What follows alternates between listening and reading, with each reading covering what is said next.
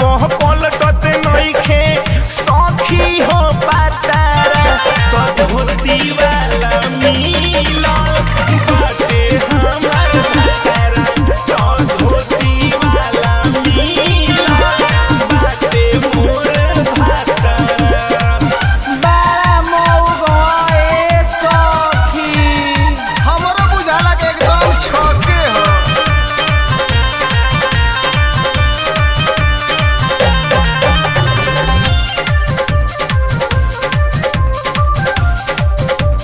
बुढ़बा बात कही सही मन ना करे ससुरा रही कतनो लाई ओठ पलाली तबो नाही धरे अकवारी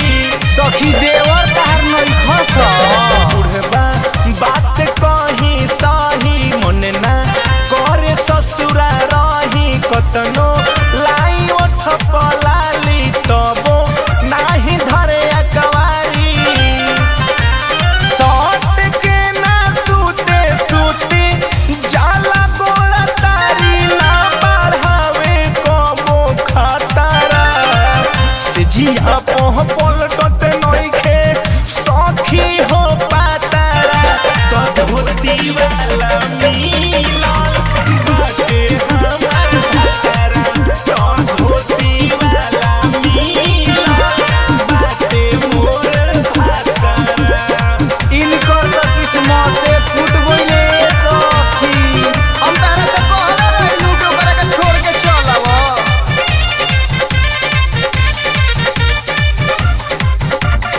ऐसन माथे मढ़ाइल मरद तनिको नाही बुझे हमर दर्द अजित नवजित के चलते गरमी में हो खता सरद ई तो दुनो करो से मौग होता। ऐसन माथे मढ़ाइल मरद तनिको नाही बुझे दर्द उमा और मन तो से कारण हो तावे गरमी में सरद राजा ऐसा केडी ओढ़ावस नहीं हमारा के रतियों में चादरा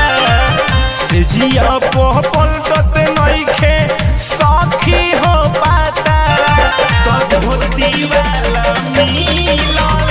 बाटे हमार पातारा तो धोती वाला मिलल बाटे मोर पातारा कावन आँखी देखी कइले